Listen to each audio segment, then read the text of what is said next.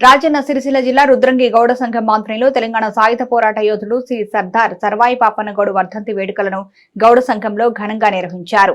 ఈ సందర్భంగా గౌడ కులస్తులు సర్దార్ సర్వాయి పాపన్నగౌడ్ చిత్రపటానికి పూలమాలలు వేసి నివాళులర్పించారు.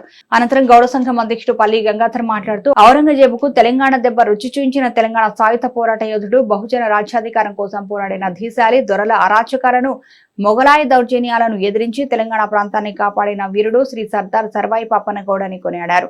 ప్రతి ఒక్కరూ సర్దార్ సర్వాయి పాపన్నగౌడ్ ఆశయాలను ముందుకు తీసుకెళ్లాలని సూచించారు. అలాగే గౌడుల ఐక్యత కోసం ప్రతి ఒక్కరూ కృషి చేయాలని కోరారు. ఈ కార్యక్రమంలో గౌడ సంఘం అధ్యక్షుడు పల్లి గంగాధర్, బండపల్లి చిన్న నర్సయ్య, నరవేణి సత్తయ్య, మోతే నడిపి నర్సయ్య, మరిపల్లి తిరుపతి, గడ్డం విజయ్, మాల్యాల మలేష్, నరవేణి శ్రీనివాస్, మరిపల్లి చిన్న గంగారం గౌడ సంఘ సభ్యులు పాల్గొన్నారు. ఈరోజు రుద్రంగి గౌడ సంఘం ఆధ్వర్యంలో సర్దార్ సర్వాయి పాపన్న గారి వర్ధంతి 314వ వర్ధంతి అత్యంత ఘనంగా వైభవంగా చెప్పడం జరిగింది.